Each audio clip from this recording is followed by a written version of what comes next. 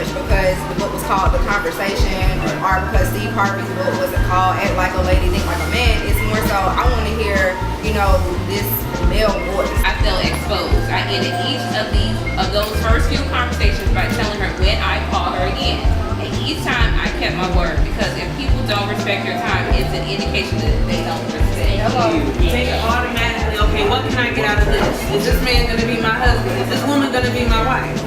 So instead of people just initially having a conversation, you don't allow the actual barriers or the barbed wire to fall. You just assume, okay, Mel, tell me why you're not being a woman. Needing an achievement to impress a woman, it's just about certain things that I want to accomplish. And I know if I'm in a relationship, that can be a distraction for things that I want to accomplish, which right now are more important to me than the person. Because this one thing I do know is that if I accomplish my goals, there will never be a shortage of women. I just know. And I find that in the later half of the 20s and in the 30s, it's kind of like, however it is that we process this, we know that we're a good catch. We know that we handle our business however way we handle our business. And it's like, if I'm with the man, that's good. And if I'm not with the man, that's good. And I find that, like, when me and my girlfriends go out, we turn down numbers. And we say, no, I'm actually not going to call you, so you don't have to give me a phone number.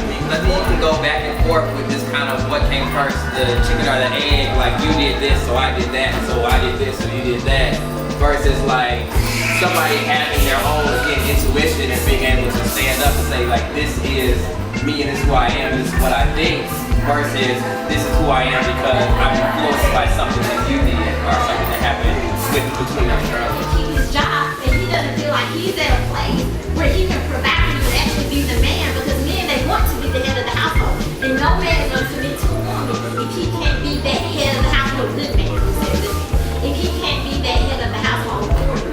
And that's why the power lies with good men to decide. But that's a part of your quote unquote past, is that if you grew up in a household with a man who's we chop trees and shit on the weekend type of man versus we cook at the house type of man. I think African Americans as a group have good, foundations to build relationships. They just let other factors get in the way.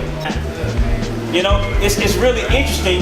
Now, is it a bad thing or a good thing? That's really rhetorical. But you look at our generation and what we were raised to believe and to work through, and what that's going to look like when we, to the next generation, and when we have those conversations, then it'll look so different.